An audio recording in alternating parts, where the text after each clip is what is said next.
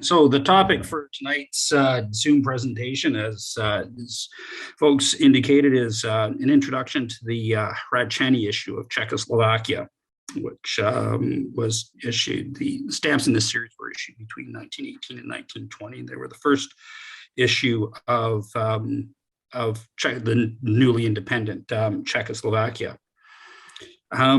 My stamp collecting mantra has always been cheap and complicated. And this issue is about as good as it gets. I mean, you can buy this stuff for nothing, and it's just delightfully complicated. There were, over the course of the first 3 years of Czechoslovak independence, there were over 1.1 billion of these Hradcany stamps printed.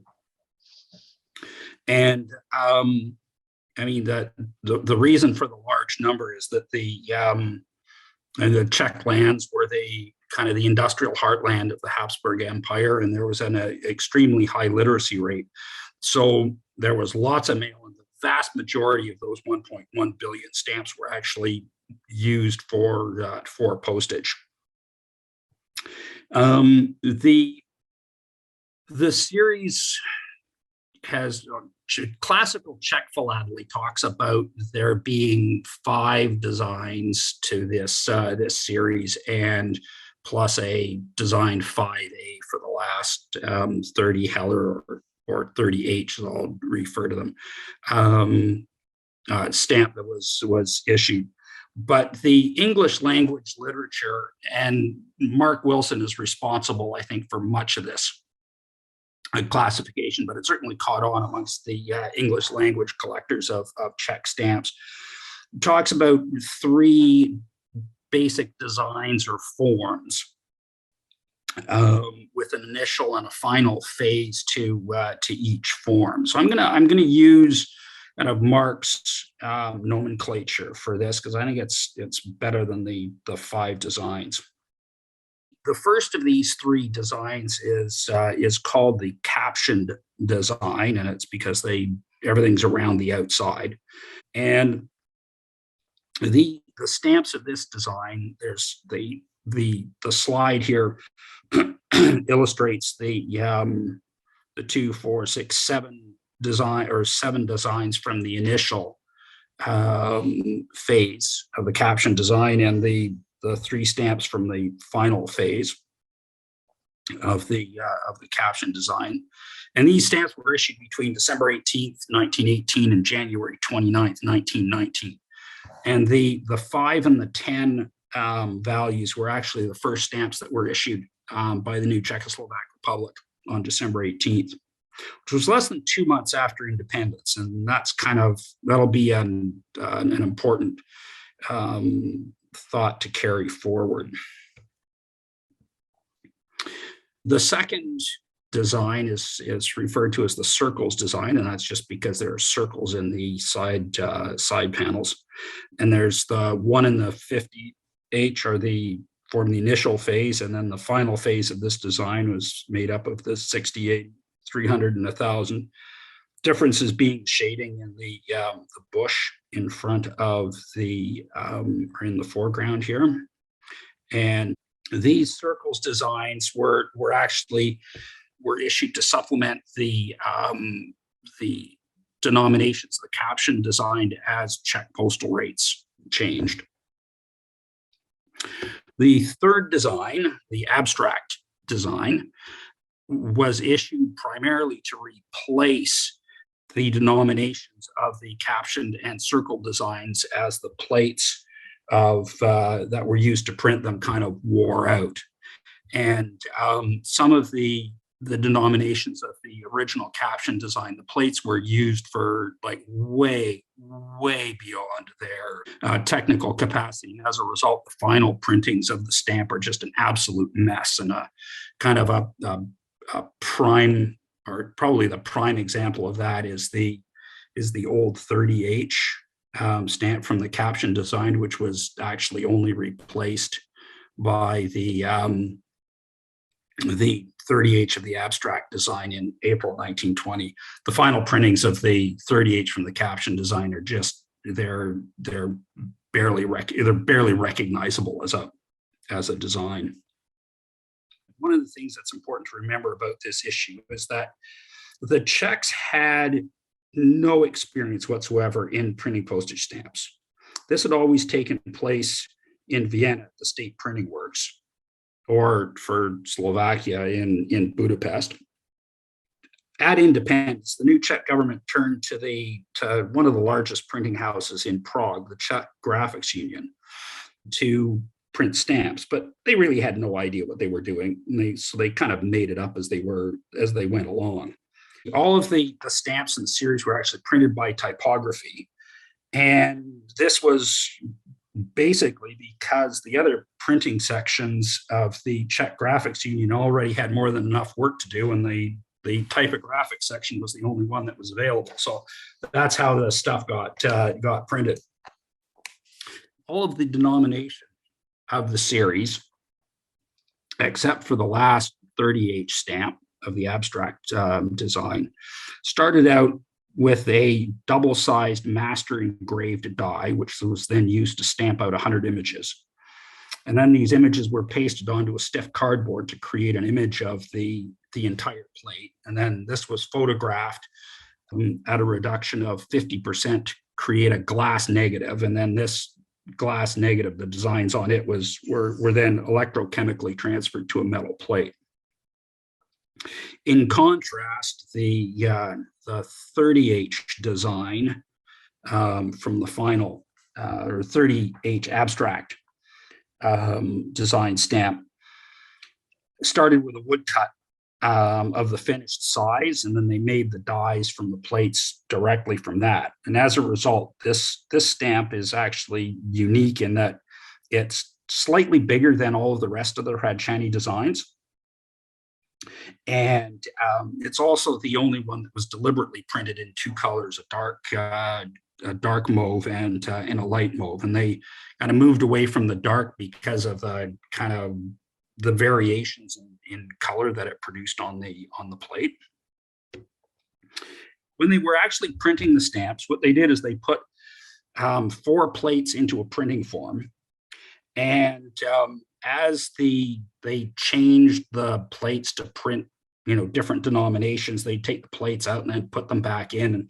And they frequently had to use additional screws and nails. And it was a bit of a, MacGyver kind of process to, make sure that stuff was snug into the printing plate. But what this has done is it creates a bunch of marginal marks by which you can sometimes identify which printing a sheet of stamps is from. And in certain cases, you can actually identify which printing an individual stamp comes from. And just a couple of examples of this here. At the top, the 3H denomination. This is the bottom right-hand corner of a sheet, and on the left here, there's a block from either the second, third, or fourth printing, and which has a nail mark right beside stamp number 100 here. And then on the right here, we have a block from the fifth printing, which does not have that nail mark by stamp 100, but it's got a screw mark right by the stamp number 90 in the plate. On the bottom here, we've got 2 stamps from position 1 of plate 1 for the 100H stamp. And this is distinguished by a very recognizable colored splotch right over the 1. So you can spot this stamp a mile away. And on the left, there's it's from either the first, second, third, or fourth printings. It's all clean around the sides. And on the right is an example from either the 5th or 6th printings, because it's got a ding in the side of the design right over the C and Chesco, and it's also got a screw mark right over the top of the right-hand corner. So that adds the kind of the MacGyverish part of the printing process leads to some really interesting variations in sheets and stamps themselves. Now, one of the things which really attracted me to this issue when I started to collect it was all of the various types of stamps, and by types, just variations which are more or less consistent. And all of these kind of types of stamps result from repairs to either the negative that was used to make the plates, or repairs on the actual plates themselves. And these repairs were done in kind of what would appear to be a relatively haphazard fashion. They're not consistent across all of the stamps on an issue. The only stamp from the caption design that has two types is the 400H, and here's an illustration of the bottom of the right-hand panel, which has Slovenska in it. And on plate 2, this spiral curls through the bottom of this left panel. And on plate 1, it is being repaired, quote unquote, to remove the spiral going into the plate and allow for a clean line at the bottom of the panel. And so that's how you distinguish plate 1 from plate 2 in this particular denomination. In all of the abstract designs, with the exception of the 30H, because it's completely different.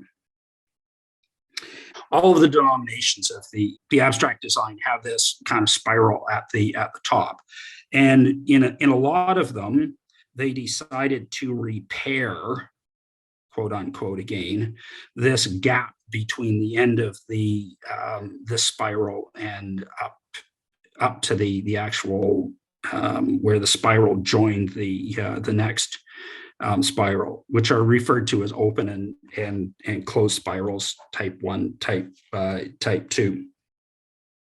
And of the 31 plates used to print the stamps of this kind of the initial phase of the abstract design, 17 have unrepaired open spirals, 14 have repaired closed spirals.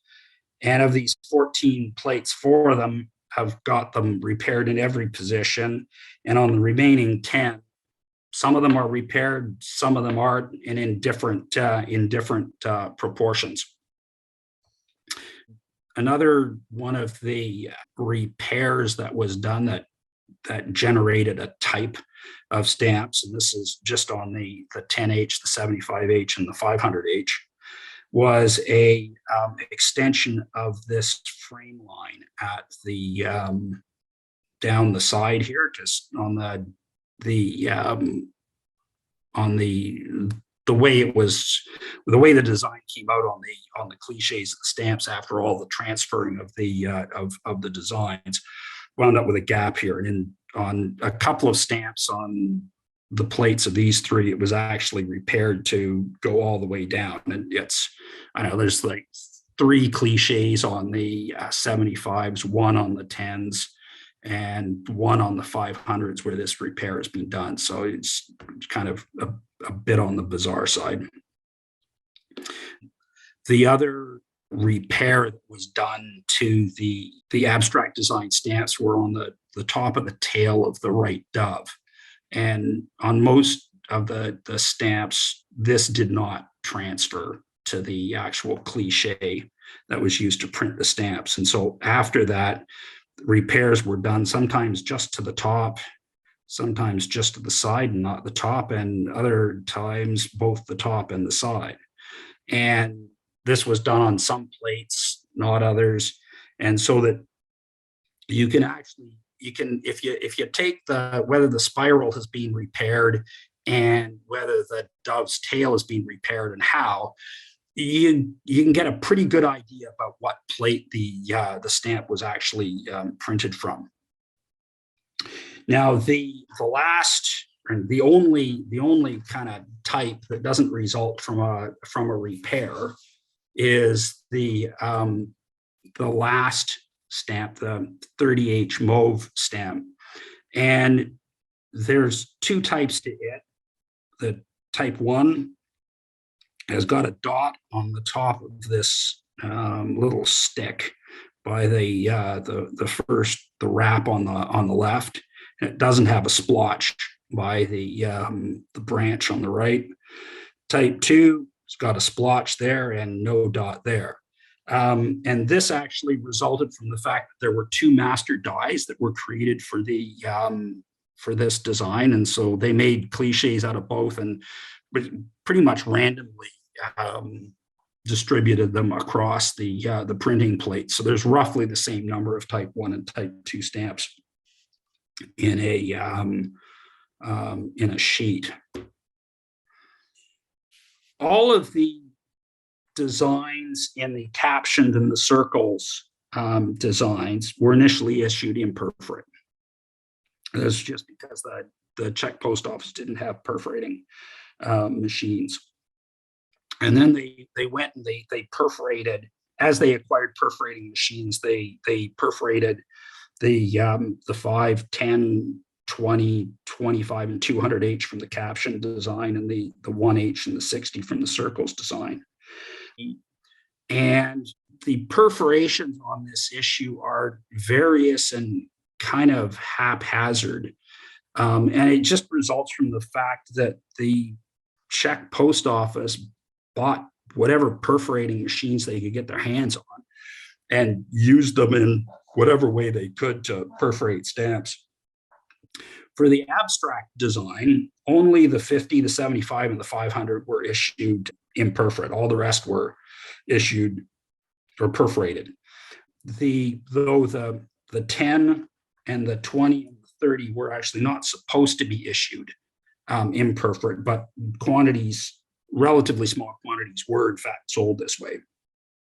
So, which makes them quite scarce. So whenever you see one of these three denominations perforated, check it against a perforated version to see whether the margins are inside, and take a loop to the outside of the stamp to check for the little perforation, little half moon perforation holes along the sides, which you'll find on most of them. Now, another aspect of this issue, which turns my crank, is the number of constant plate flaws that you find in it. One of the problems with the way that the plates for these stamps were manufactured is that the number of steps that were involved from taking the master die to actually manufacturing the cliches that were put into the printing plate, the number of steps in this process allowed for all kinds of opportunity for the designs to get corrupted, in the sense that like chunks of the design wound up being like missing from the final cliches that were put in the printing plate. And this results in a plate flaw collector's dream.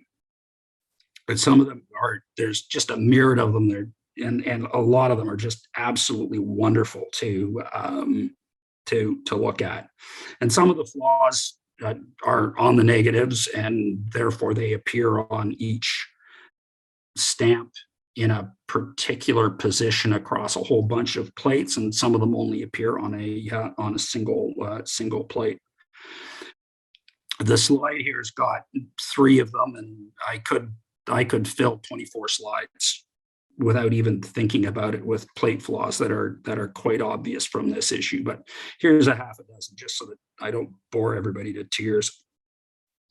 In the caption design, which was obviously at the beginning of the printing process, I'd bet that about 3/4 of the positions on any plate have got an easily recognizable plate flaw to them. Not quite as spectacular as these ones, but as they kind of got better with the process, the number of obvious plate flaws kind of declines with the circles design, and is even fewer on the abstract design. But even with the abstract design, there's still like dozens of wonderful plate flaws to hunt for as you go through the hundreds of stamps that you can purchase for a couple of bucks. The Hradcany were also, they made use of them for all kinds of provisional issues as well. Up here, the first Czechoslovak airmail stamps were actually surcharged Hradcany. They used the plates for the 40H and the 60H from the caption and the circles design to print Red Cross semi-postals in 1920 in different colors than the original stamps. They also overprinted a huge whack of denominations that were in current use at the time, with SO 1920 for the East Silesian plebiscite, which was never actually held. The Allied powers just made a decision to divide Teschen in half. So all of the Hradcany stamps lost their postal validity at the end of April 1921. But the leftovers that they had in stock were actually surcharged, and they were used as postage due stamps right up to 1926. The Hradcany stamps were also, the images were also used as indicia for postal stationery, mostly postal stationery cards, but to a limited extent also postal stationery letter cards, parcel cards, and some telegraph cards used the images. To understand the kind of progression of postal stationery cards, you got to understand the postal tariffs, which are illustrated on this slide here. Prior to March 15th, 1920, which is this kind of period, so the first two tariff periods, mail to countries of the former Austro-Hungarian Empire and Germany were actually treated at domestic rates, and then after they were subject to international rates.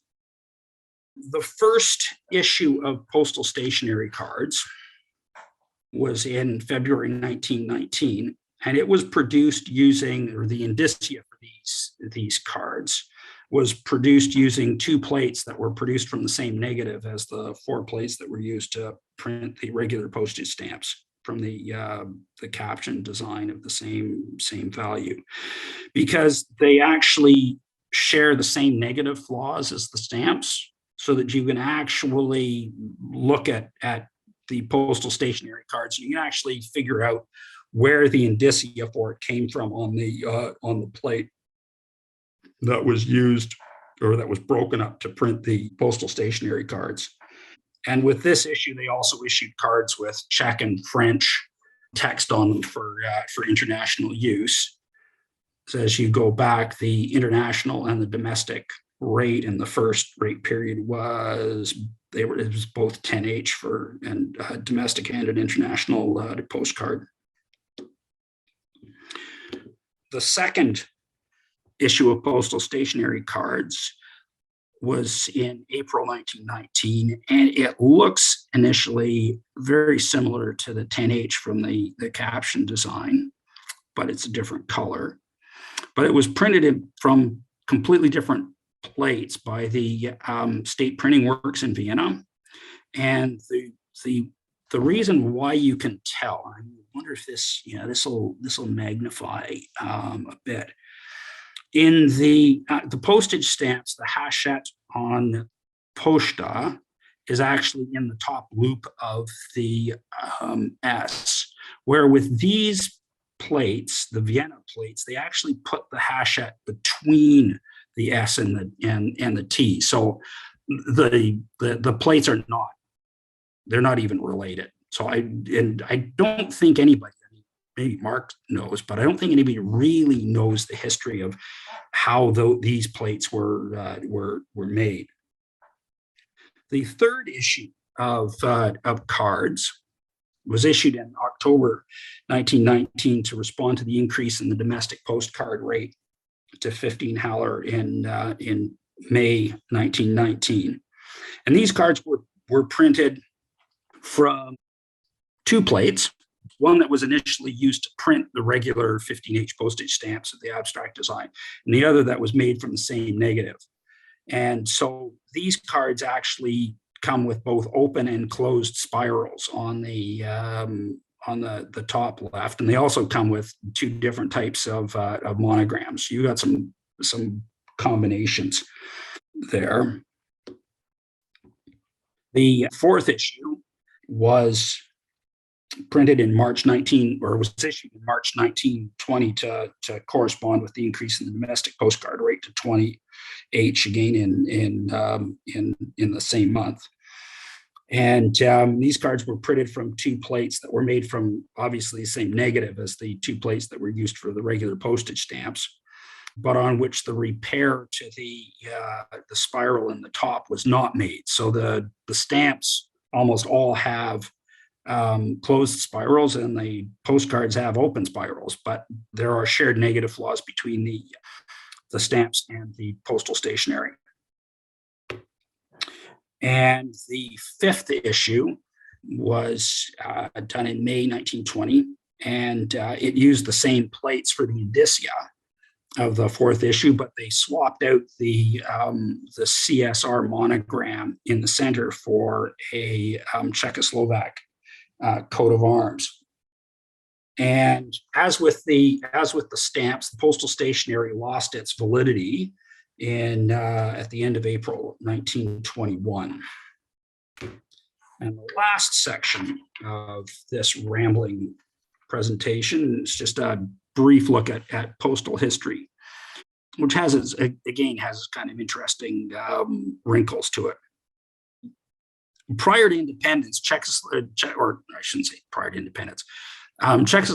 when it became independent, was created out of two different political entities within the Austro-Hungarian Empire. The Czech lands, which are, Bohemia and Moravia and Silesia, were all part of the Austrian part of the empire.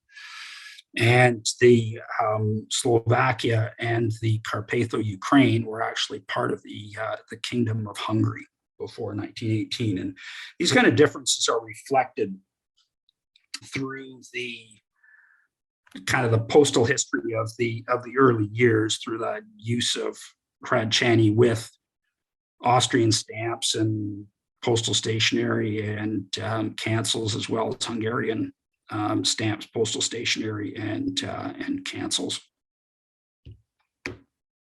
So in the Czech part of the Czech lands part of the country, Austrian stamps remained valid until the end of February 1919, and the Austrian postal stationery remained valid until October 15th, 1919. Because there was a fairly long period of overlap, mixed frankings with Hradcany stamps and Austrian postal stationery and stamps are relatively common. On the other hand, in Slovakia, Hungarian stamps were still valid until the end of February, yes, and as with Austrian stamps, and the same with the postal stationery, it was valid until October 15th, 1919. But the mixed frankings are a lot scarcer because Czechoslovak troops only occupied most of Slovakia in December 1918. And the earliest known use of a Hradcany stamp in Slovakia was kind of late January 1919. Thus, for the first 3 months after independence, mail in Slovakia is franked exclusively with Hungarian stamps. And there was really only an overlap of a month between the arrival of stocks of Hradcany stamps in Slovakia and the invalidation of the old Hungarian stamps. The mixed frankings with Hungarian postal stationery, such as this postal stationery card down here, are a lot more common because of obviously the longer period of validity. The replacement of cancelers is another kind of interesting aspect to this. Prior to independence, most of the cancelers in the Czech lands were either German or bilingual Czech-German. And despite explicit instruction from the Ministry of Posts and Telegraphs in Prague, Czech postal workers frequently gouged the German names of towns out of bilingual cancels or out of the bilingual chancellors.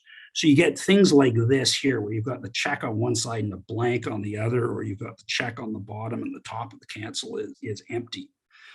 And over the course of 1920 and 21, they replaced the old Austrian chancellors with new CSP chancellors, as we cheerfully refer to them, because of the initials on the bottom. And they were either the unilingual chancellors just had the name on the top, where you had bilingual chancellors, you had the Czech name on the top and the German name on the bottom. And this process definitely skewed the language content of chancellors, as bilingual Czech German chancellors were in some cases, or a lot of cases, replaced with unilingual Czech ones, and unilingual German chancellors were replaced with bilingual Czech German ones.